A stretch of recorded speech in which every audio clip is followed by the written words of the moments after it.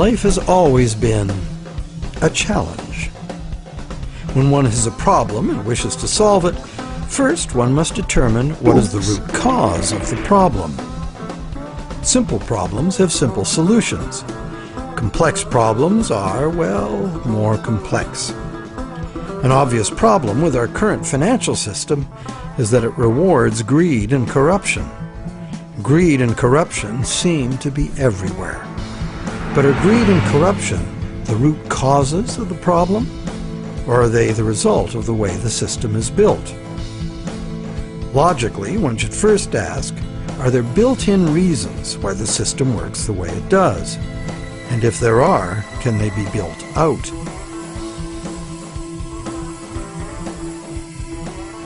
Some say the basic reason the system is unstable and leads inevitably to corruption is the charging of interest. As explained earlier in this series, in our current bank credit as money system, the principal amount of a bank loan is simply created from the borrower's promise to pay back the principal plus interest in money.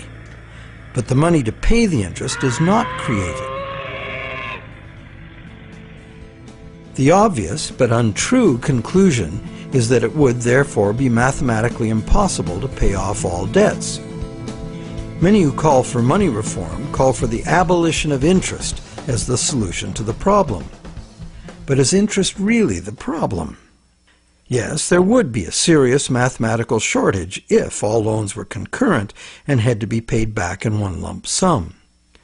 That problem might apply to gangland loans and sometimes to farm loans, but that's not how the banking system works in general. Bank loans usually get paid back in a series of payments over a period of time, and for good reason. Money is both a stock, the amount in existence at any one time, and a flow, the transactions over time that the money is used for. Flow works like this. If I, the rich guy, lend you $1 and that was the only dollar in existence, the stock, could you pay me back $100? Well, if it had to be paid in one lump sum, no. That other $99, the interest on the loan, would be impossible to pay. It would be impossible to pay even in $2 payments, because there is only $1 in existence. But if I let you pay me the $100 in $1 payments, magic happens. In fact, in $1 payments, you could pay me back any amount of interest if you lived long enough. The only condition required to make full payment of a $100 debt with only $1 in existence is that I give you the opportunity to earn or otherwise get that dollar back each time you pay it to me. This is the flow, and by means of the flow, the same dollar can be paid any number of times and becomes effectively many dollars, all legitimately representing the work done to earn them. It is always the work, the real value, that pays the debt and gives the dollar its value, not the dollar itself. The relationship in our example is dreadfully unequal, because the man with the money has enslaved the man without it, just like the real world, some would say. But a simple loan at interest need not produce a shortage of money or cause unpayable debt if flow is 100%, as in our example. Flow is the real measure of economic activity. It's much more significant than the stock in a money system, as it multiplies the effective money in circulation. Given that today we use an exclusively debt money system, what is flowing in all these transactions is credit or promises to pay money. This credit is ultimately nothing more than the promises of borrowers to pay this credit back, usually according to a time schedule and usually with interest added. To pay this credit back, most of us will have to work and earn it by being productive. So, therefore, the real value of the money that flows in our economy today is created by our promises of future productive work. We take a loan in order to have something now rather than later.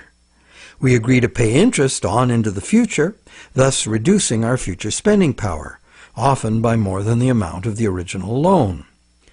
However, with an understanding of flow, we see that there's no intractable arithmetic problem with the charging of interest. The problem is a social and systemic one.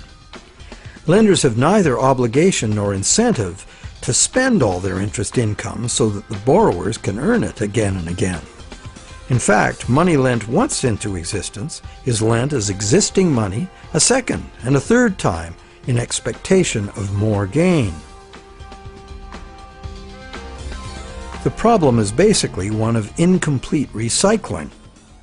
Where money needs to be spent, earned, and used to extinguish the debt that created it, it is instead lent or invested for gain.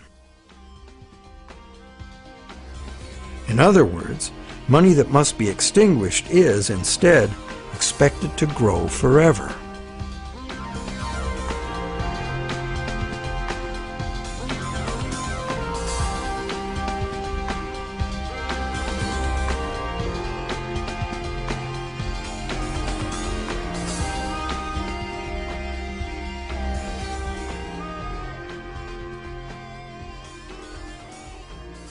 Here's another simple example of a basic mechanism inherent to all lending.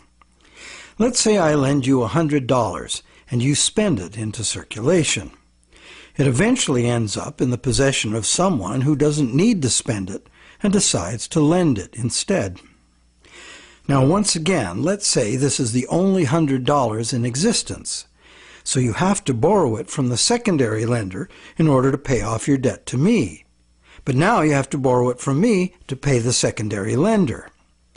This twice-lent money has become a perpetually unpayable debt. This debt can never be extinguished, nor even reduced without a default. Notice that interest doesn't even enter into this equation.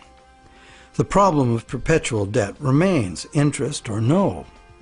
And even if the money itself is of intrinsic value, like gold or silver, or if it is issued by governments as cash, twice-lent money creates perpetual debt exactly the same way.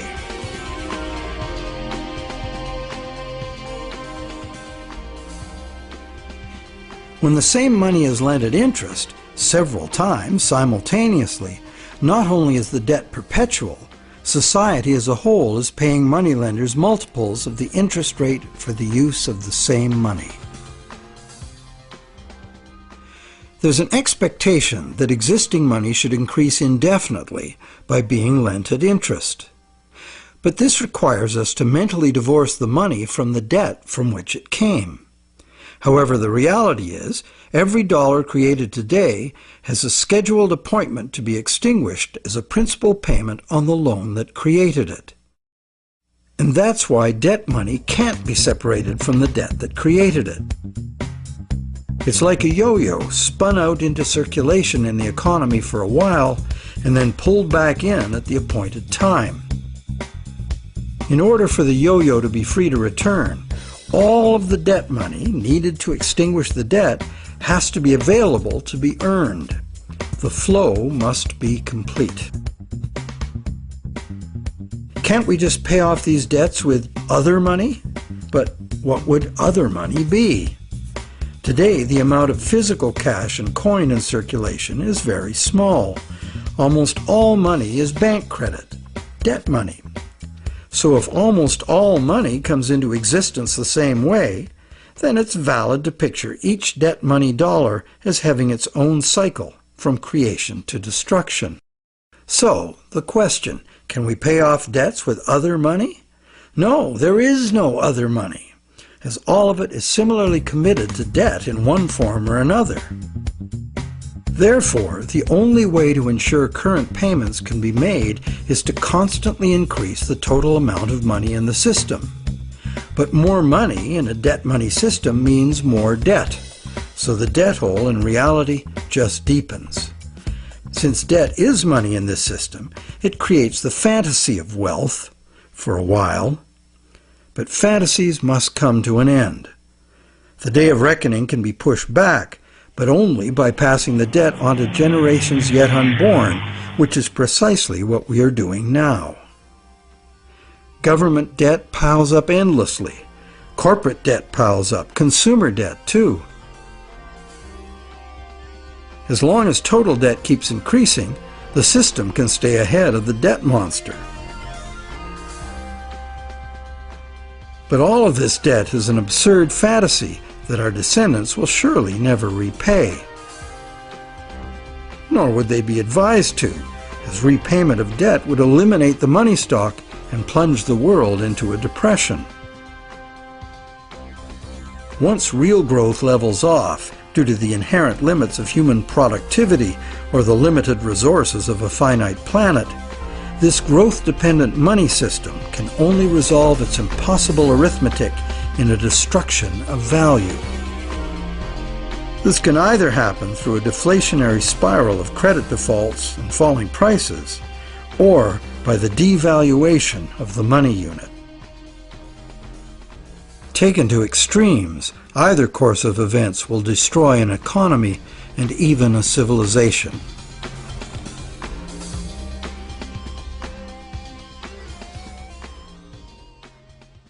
The only other choice is debt forgiveness. In the ancient world, a regular debt jubilee, society-wide forgiveness of debts, was a common practice to deal with these unavoidable problems with lending. It was considered normal, even by the rich and powerful, that the general good of society took precedence over the rights of those rich enough to be lending money for profit.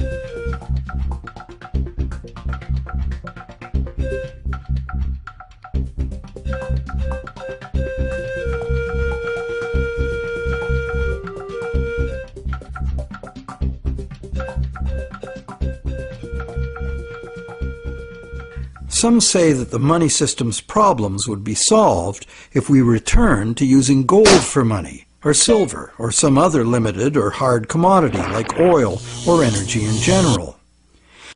They argue that this prevents money from being created in excess and backs it with real value. However, it also makes those who actually possess the selected physical substance the only ones with real money. Everyone else would only have a claim on real money. For instance, gold. How would we ever transition back to an honest gold economy with a natural distribution of gold among the population? That's long gone. And why would we want to do that? The gold-based money system is our past. It's how we got to where we are today. Gold is inconvenient. Even more so is a barrel of oil. Therefore, whether gold or oil or kumquats, trade will be carried out in promises. The real question is, if we are going to trade using promises of delivering something of real value, why gold? In fact, why any single commodity? At this time in our evolution, doesn't this very old idea of money merit serious re-examination?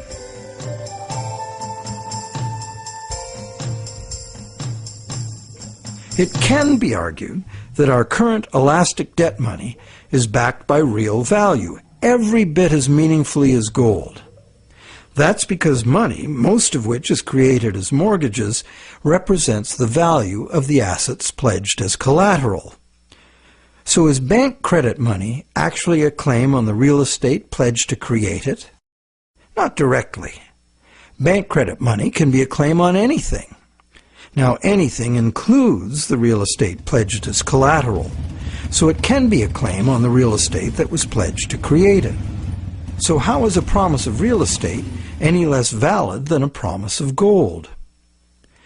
Both gold and real estate can change value relative to other commodities. Neither is a permanent standard. In fact, there can never be a permanent standard of value because value is always subjective and variable. So it would seem that the crucial difference between a claim on gold and bank credit is that bank credit is not a claim on any specific real thing, while the promise of gold is. The promise of gold has to be a promise of a specific amount of a specific real thing from a specific promiser. Isn't that the essential reason why many people would consider a promise of gold the better promise? But that is only true if the promise is reliable and what is delivered is really gold. with the discovery that some of the gold bullion sitting in central banks is actually relatively worthless tungsten plated in gold, the whole argument that gold is the most solid, reliable money is shown to be neither solid nor reliable.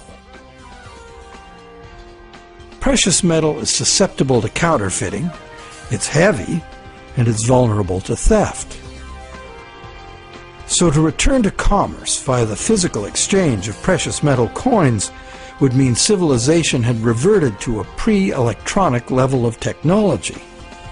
In the absence of such a collapse, the economy would still wind up running on promises just as it does now.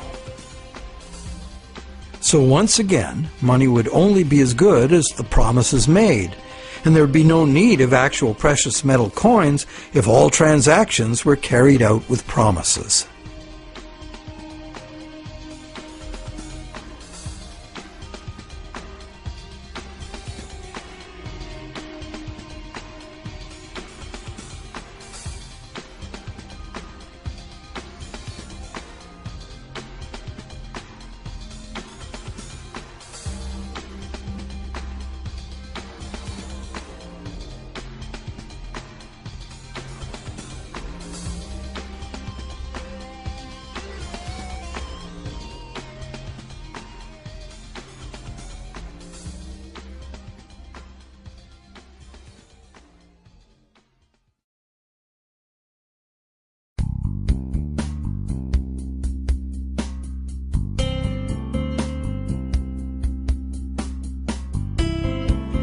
The fundamental question is, what does the need for money to enable trade have to do with the amount of some shiny metal there is, or the amount of any single natural resource or commodity, or real estate for that matter? Where is there any meaningful relationship between the functional need for money and any of these things? To answer that question, let's go back in time and find out when money started and why it became what it is today. We know that Stone Age people had money. In the Stone Age, before writing was invented, money had to be a portable object of value, because that was the only technology available.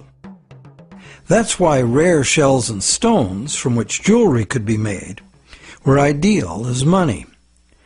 A rough standard of value for these money objects developed over large areas, enabling extensive networks of indirect trading. This way, people could obtain specialty items not available in their own environment, and look good doing it. The popular concept of jewelry as a store of value has continued to this day. In later agricultural civilizations, cattle were often the standard value objects for large transactions, and salt for small ones. Salt was rare in those days and valuable. Roman soldiers were paid in salt, thus the term salary, meaning payment for services.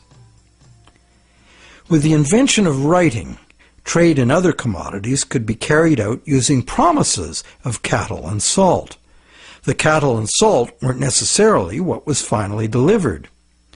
They were just commonly understood units of value in which the real trade goods could be conveniently priced.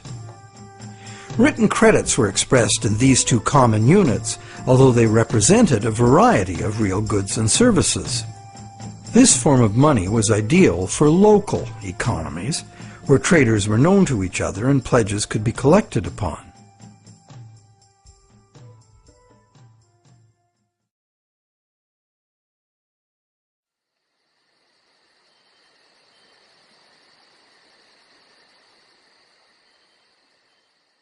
Agricultural surpluses allowed some people to leave the farming to others and specialize in particular crafts. This resulted in improved skills and better tools, and that led to further gains in productivity. This specialization of labor required increased trade, as more people opted to produce a single item of enhanced value. They would then need to trade their specialty for the broad spectrum of necessities that past generations had produced for themselves. But direct barter was inefficient. So more trade led to a greater need for money. Over many centuries, various forms of money were tried. Eventually, gold and silver coins proved to be the most useful money objects because they were conveniently portable and similarly valued across large areas of the civilized world. They were also easily standardized for weight and purity, and did not require enforcement of value by some authority, nor redemption in goods from someone far away. Thus, for very good reasons, gold and silver became the universally successful international currencies, accepted as final payment of debt almost everywhere.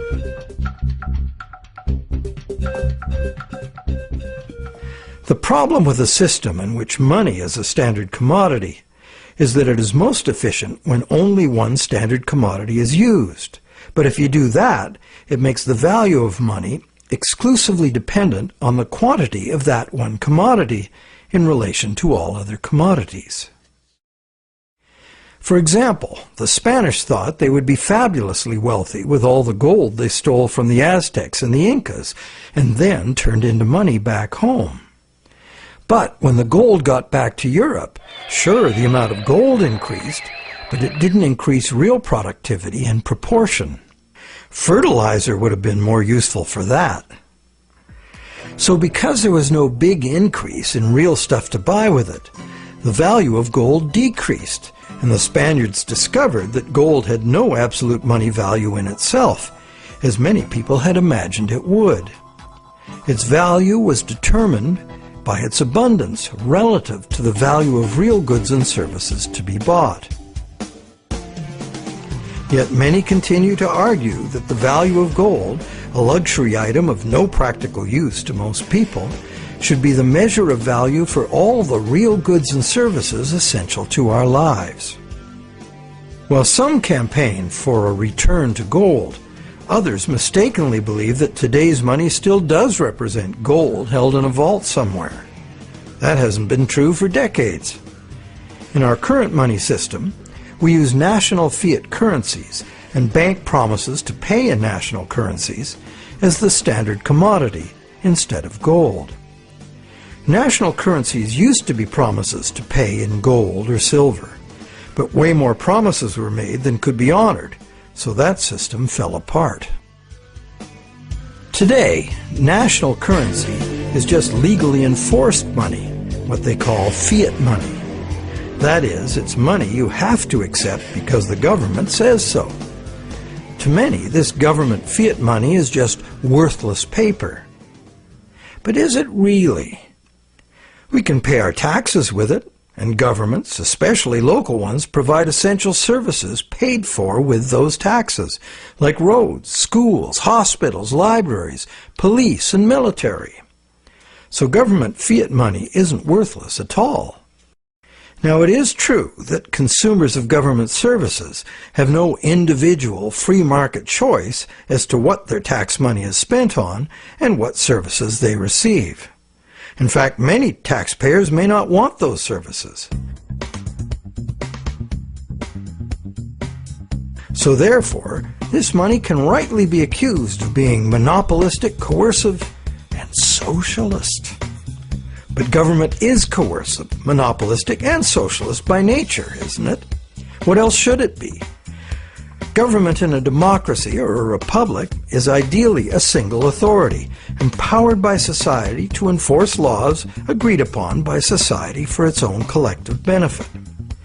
In a free market economy, government must provide the level playing field of law within which the free market can function. And it also has to provide the referees to enforce the rules of the game.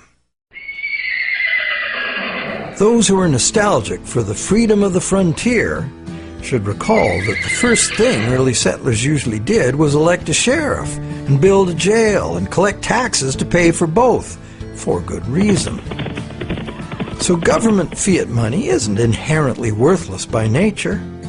Governments at all levels offer vital services in exchange for it. It only becomes worthless when government creates too much of it, which it often does, and for the worst reasons. While many reformers are fixated on the differences between gold and fiat currency, what's more important is the essential similarity. Being single, uniform commodities, gold, silver, national currencies, and bank credit all share the characteristic common to monies for millennia past. The more money there is, relative to the real things available to buy, the less the money unit is worth. Thus, the total quantity of money in circulation is extremely important to maintaining the general price levels. And today, this quantity is largely determined by the demand for new money to purchase real estate and speculative equities. This makes the supply of money for general trade particularly vulnerable to real estate and stock market bubbles.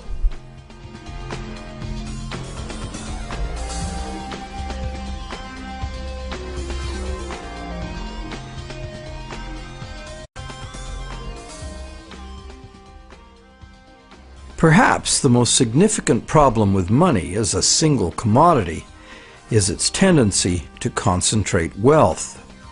Those who have no money must get it from those who have it to lend. Anyone with extra money can lend it at interest, and if, rather than spending all of the interest, they add any of it to their lending capital, they will accumulate even more money to lend. One reputable study counted all the ways we pay interest, directly on our own debt and indirectly in prices and taxes for corporate and government debt. This was compared to the interest we earn from all sources. This study found that only the richest 10% come out ahead. The next 10% do little better than break even, and the remaining 80% pay more than they receive, the poorest losing out the most.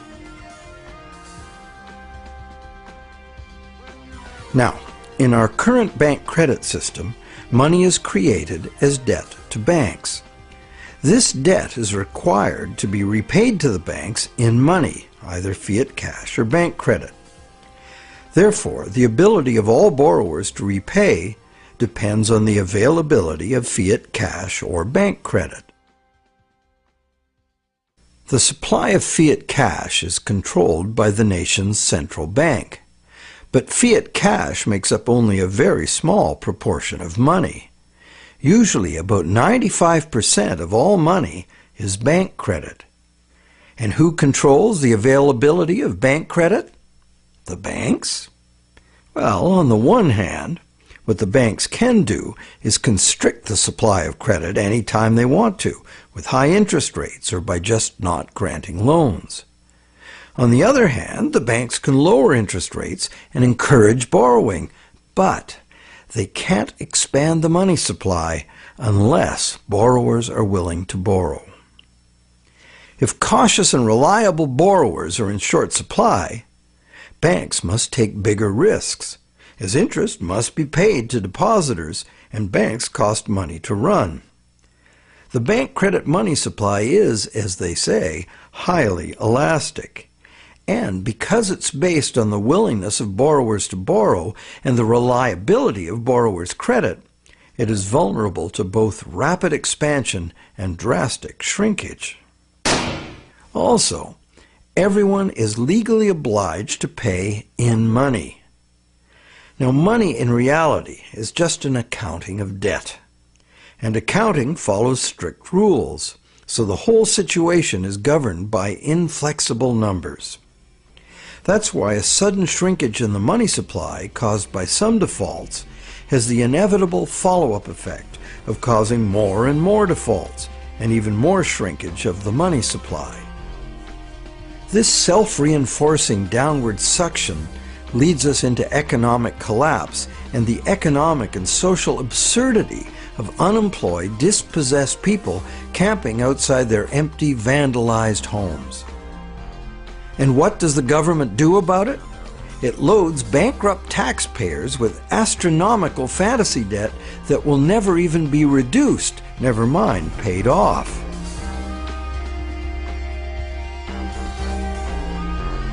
All this is done to fill up the negative balance sheets of the banks with money the banks never had in the first place.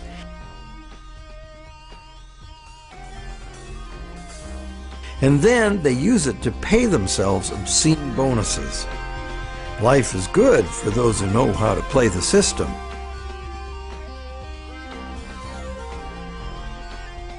The bailout scam was the biggest daylight robbery in the history of the world. So far.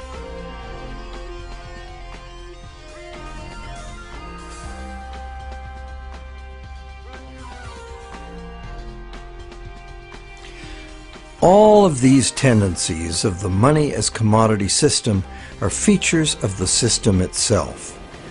The greed and corruption comes in as those who understand the system profitably surf the inevitable waves of boom and bust. Those who understand the system know what's coming and even precipitate it when the time is ripe for them to take advantage of disastrous mass events for their personal and political gain.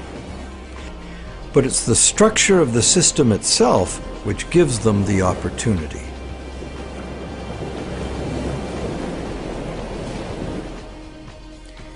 And they have taken this opportunity over and over again since ancient times. People complain of the injustice, blame each other, blame the left or the right or whoever the scapegoat of choice is. But they never really catch on to the reasons this keeps happening. That's because most of us shy away from trying to understand the true nature of money and of freedom. The basis of freedom is essentially the freedom to exchange goods, services, ideas. If you create something in proven demand, you and only you should have the right and the freedom to create and spend the credit money needed by someone to buy it. Money as a portable uniform commodity was invented a very long time ago. It was the only choice using the technological means available at that time. But times have changed. So why is this outmoded technology still the prevailing concept we have for money? Could we go beyond money as we've known it? Could there be a new basis, a fresh concept, a design that could more effectively address the real purpose of money in the 21st century?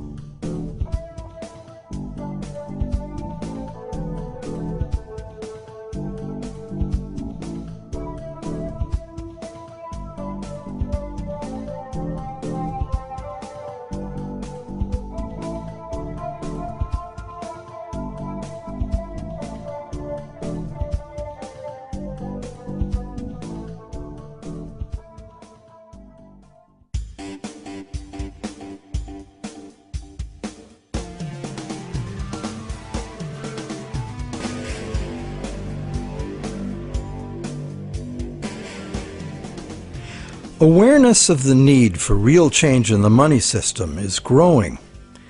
But what direction to take? What exactly is the problem, and how can it be solved?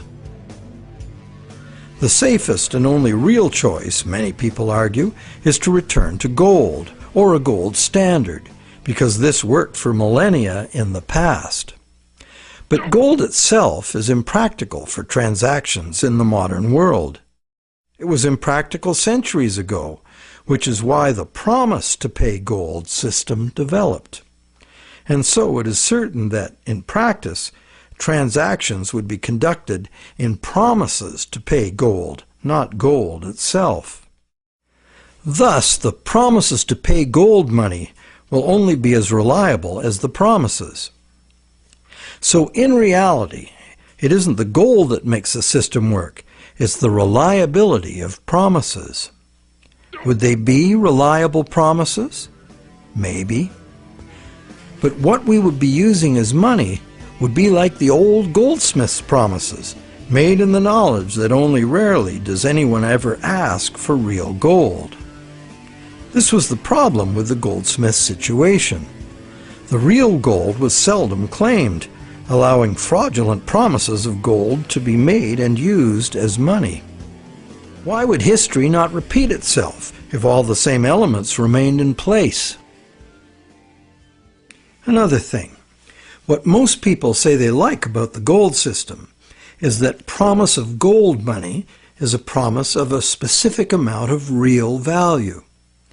Now this is an odd idea, given that the vast majority of us have no use for gold, so how much real value can it have for us? Wouldn't a promise redeemable in food, clothing, or shelter be much more real? People also like the idea that gold is just gold, doesn't need a government to create it. However, it does need miners.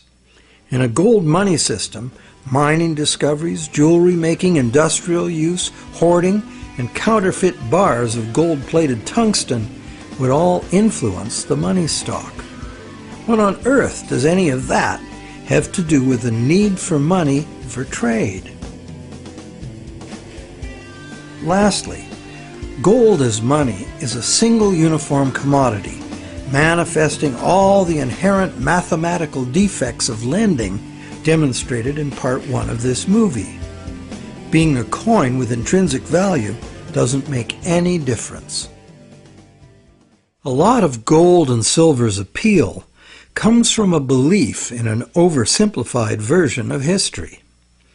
People assume that coins were invented to standardize the inherent value of the metal they contain. This is true, but right from the beginning, some of the earliest coins were created based on a diametrically opposed idea.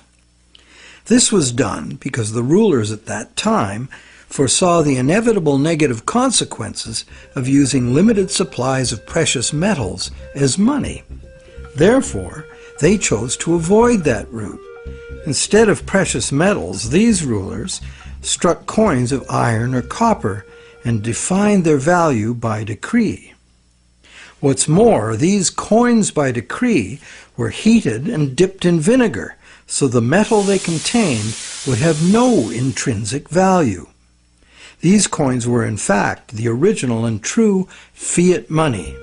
They were merely tokens of value, money created by law and enforced by the ruler's authority.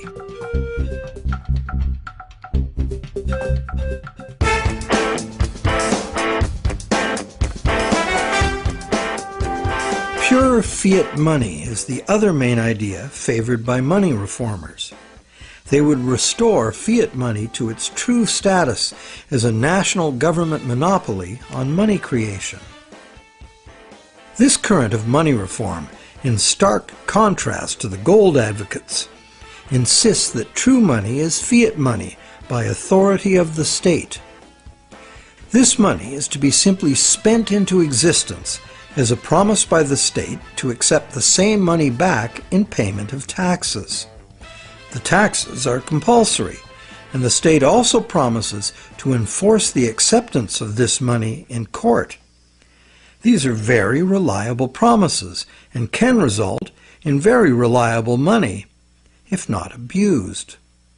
The problem these fiat money reformers have with the current system is that government has given away this power to private bankers and is now borrowing at interest money it could create itself with a few keystrokes, just like the banks do.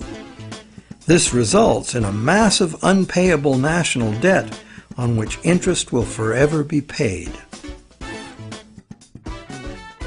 This ever-growing national debt expands the money supply when new money is created by the central bank to buy more government debt. And the interest burden, passed on through taxes, adds to the cost of almost everything we buy, one way or another. In contrast to money being created as national debt, fiat money, simply spent into existence, would save the taxpayers immense sums of interest. It would free future generations from impossible debt, and it would forestall the tendency to inflation because the money supply would not grow forever with the national debt, as there would be no national debt. In the fiat money system, taking fiat money out of circulation by means of taxes preserves or restores the value of the remaining money in circulation. Not taxing it back sufficiently would devalue it. Understanding the proper use of government fiat money is a revelation. If you can charge prices or taxes for something in the future, you can issue that much new money now, because it is your valuable services to others and the reliability of your promises that create the real value of any money. The government can honor its promises to accept its money back in taxes, and it will make your debtors pay you in government fiat money if you take them to court. These are good reasons why government-issued money works now, and why it would work if governments just self-issued this credit instead of borrowing it from banks. But in this pure fiat money system, the money supply must still be determined by central authority. Therefore, the money supply is still limited, monopolistic, and managed from above. They have the power to create money, and you have to get the money from them. They also have the power to create way too much money and spend it on wars and other unproductive activities without the approval of those whose productivity gives that money its value. In the current system, these inflationary debts are now beyond absurd, threatening to crash the entire system and drag the whole world into chaos. To save themselves, governments are now laying impossible claims upon the productivity of generations yet unborn, a truly hopeless cause given the overall world situation.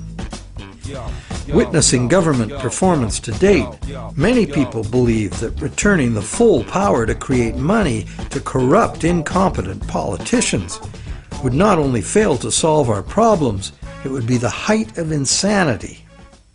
It would really all depend on the quality of the people in government. Fiat money reformers believe there would have to be a substantial revolution in government to wrest this power back from the banks. Therefore, they believe it would be reasonable to expect that honest and competent people with a sincere concern for the public good would be in charge. But, good guys or bad, we would still be dependent on some distant someone else to maintain the value of our money. And they would have 1,000 pressures and temptations to enrich themselves by not doing so. And like gold as money, government fiat money is a single uniform commodity, manifesting all the inherent mathematical defects of lending at interest and twice lent money. Once the government creates the fiat money, and it goes into the banking system to be lent at interest, the problems created in the current system will continue as before. So, this pure fiat money idea might be very useful in rescuing governments from their own hopeless financial positions, and it is a limited example of the self-issued credit principle being advocated here. But pure fiat money would not address the root problems inherent in the math of lending, unless the principle were expanded beyond government. Advocates of pure fiat money like to claim it is money created by law, as if it were independent of economics. But if new fiat money were just spent into existence year after year without being removed from circulation as taxes, it would become worthless. What these fiat reformers tend to ignore when quoting history is that in ancient money-created-by-law systems, the prices of critical commodities were also dictated by law. In fact, the value of money was defined by the ruler as so much of a certain commodity. Charge more or less for the designated commodities and it could be off with your head. Today, price controls like this could only be achieved in a self-isolated and totally bureaucratically controlled economy like Soviet communism. In a free market global economy, money created by law is bound by the same laws of supply and demand as any other single uniform commodity money. In other words, pure fiat money in a free market is an illusion. There's no such thing.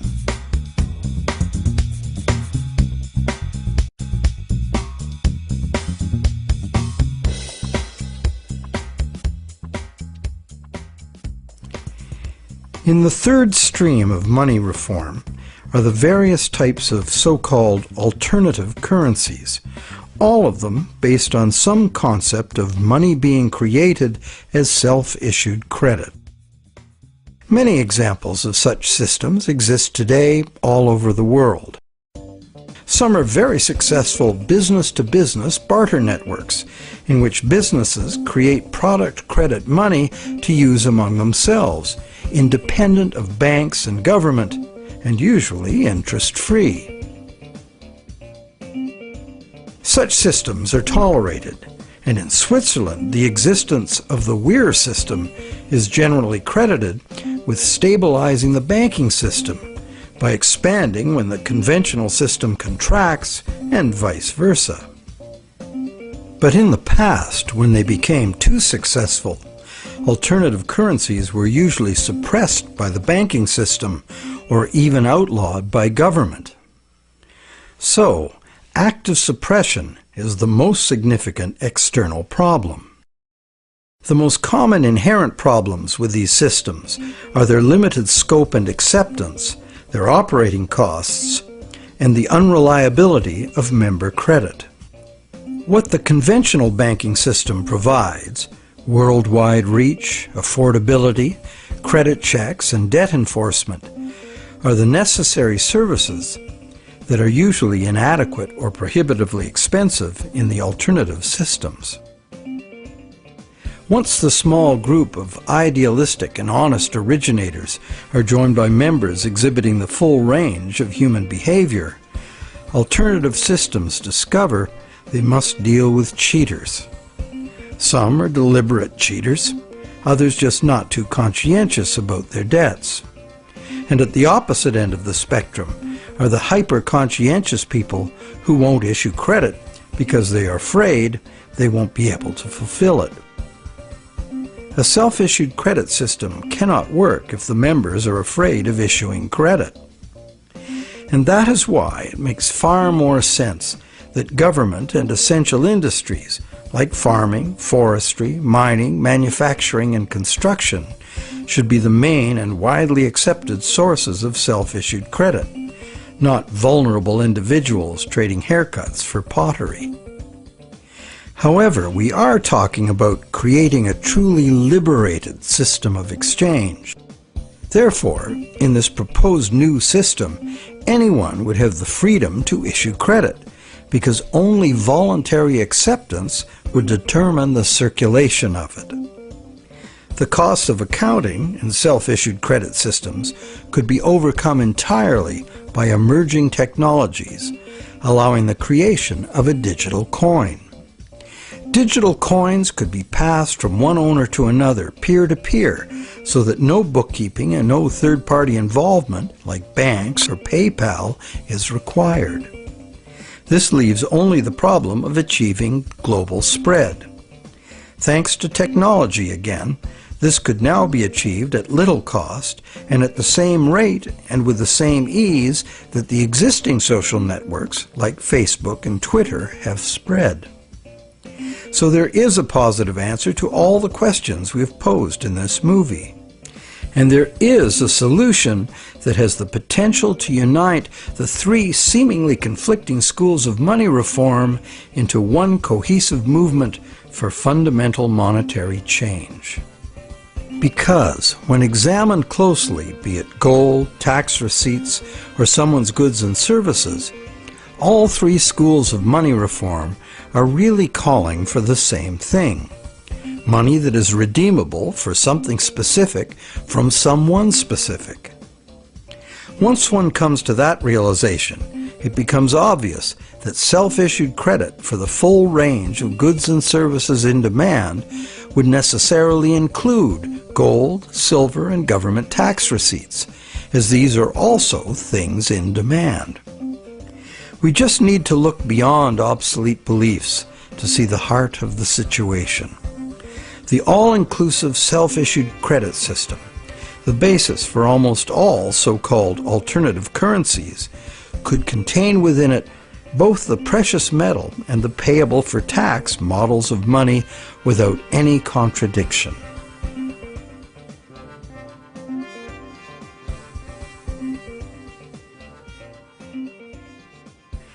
Money has both religious and social histories that are fascinating and go well beyond just the need for trade.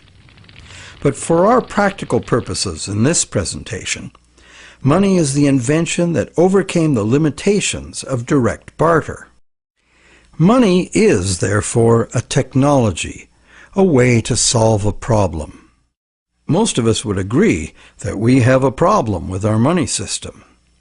This is no surprise once we realize the current system was designed by bankers in their own interest, and governments wanting to pump out artificial money to wage war and pay for it with the hidden form of taxation called inflation.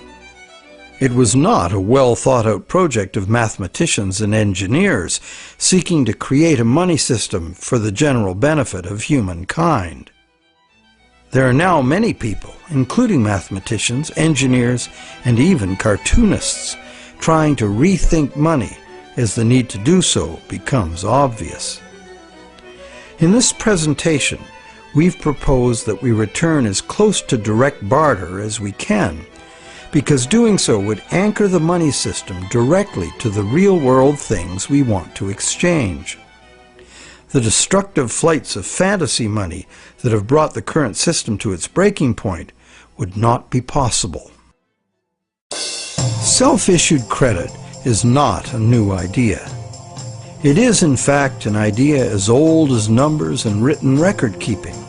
That is very old. However, only with our new technologies can it finally achieve its full potential as an international medium of exchange. And this transformation is already underway. Extensive electronic barter networks, some with their own currencies, exist among businesses right now. These could grow into a new global money system. In Canada, Canadian Tire money has been a self-issued credit for goods currency for decades. This money is redeemable for merchandise at Canadian Tire stores only, but is widely exchanged as payment by third parties because almost everyone eventually buys something at Canadian Tire. Like air miles and other bonus point systems, it is only a customer reward program at present. But anything that can serve the purpose of money can be money. Private enterprise self-issued credit money already exists in several forms all over the world, and more private enterprises are going in this direction. Money becomes money by acceptance. So one could say, The path to freedom lies before us if we can only accept new and broader ideas of what money is. Looked at logically, why wouldn't a legally binding contract for delivery of specific goods and services from a specific supplier be much more acceptable as a medium of trade than the much abused government bank monopoly money we are using now? And does it not seem natural and logical that the source of money should be the same as the source of real wealth, the productive members of society? And does it not seem natural and logical that the value of anyone's credit should be determined solely by their own proven success at living within their means, no one else's? And does it not seem natural and logical that the value of what we have earned with our work and productivity should not be susceptible to being destroyed or stolen by the gambling of some very greedy people? We hope that watching the Money is Debt series has given you insights into why our money system functions the way it does. We also hope that we've demonstrated how a return to gold or a switch to any single uniform commodity as money does not solve the fundamental problems with money. Manipulation of single commodity money has milked productive people of their life energies and prosperity for millennia. That this predatory wealth extraction system could soon take the form of a single global bank emerging as an unaccountable big brother world dictatorship should concern everyone. We hope you're encouraged to do your own thinking about money, a subject that has been ignored and misunderstood by the public for much too long, to our great disadvantage. And, not to criticize without offering an alternative, we have, in this final movie of the series, offered a comprehensive and detailed picture of how a radically new economic system might work if interest-bearing product vouchers were the medium of exchange, thus eliminating money as a commodity in itself. Instead, money would be a global measurement unit like minutes, meters, and tons. The existing physical situation on this planet is not sustainable, and the number one technical obstacle to doing anything serious about it is the current growth-addicted money system, which is itself unsustainable. The crisis is upon us. If you'd rather think about solutions than despair about the problems, think about taking back our money power with self-issued credit. Join with others who realize the need for radical change and spread this knowledge and understanding as fast and as far as you can. The masses of people must take upon themselves the responsibility to wake up, realize our power, and create something better.